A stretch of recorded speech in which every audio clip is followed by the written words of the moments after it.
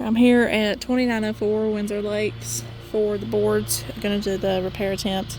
I'm just going to do it exactly where I pulled the ROS from. I just wanted to show you the before. I'm going to get the tarp removed and get the new shingle placed.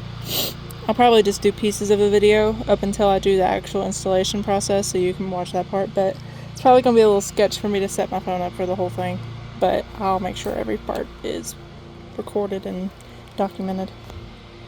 Alright, I got the tarp removed. All of the nails on the bottom came out pretty well, and then the first two on the top did. This one put up a little bit of a fight and it tore the shingle just the slightest bit, but other than that there is no other damage done to the shingles above. Now it is 60 degrees out here. I had it scheduled a little earlier this morning, but I wanted to wait. I'll take a screenshot of the weather, but these shingles are still kind of stiff. But I don't think we're going to be getting any warmer weather, so we'll see how it goes. Alright, I've got that shingle placed. I hopped down and went and grabbed my tape measure because I'm going to take some measurements while I'm up here. But just to show, the shingle is completely butted up on this side. And then you come over here and you've got a gap. It's probably about 1/4 of an inch, but I'm going to measure it and then I'm going to take measurements of the full shingle that's already on the roof and this one.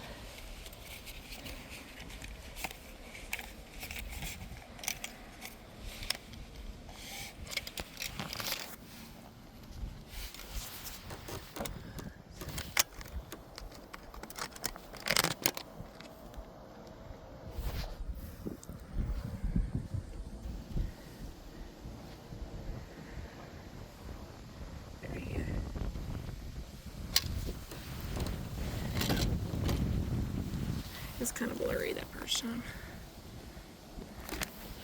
And then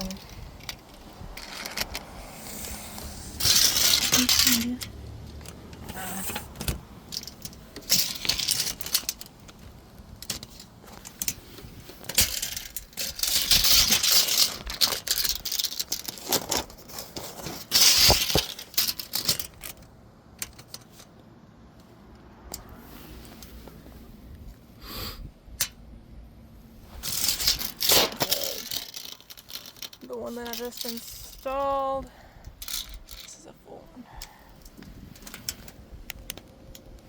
That don't make no damn sense.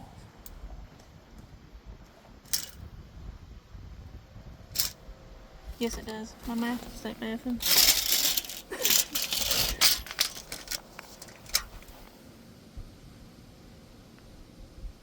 About 1/4 inch too short. And that's of a full length shingle.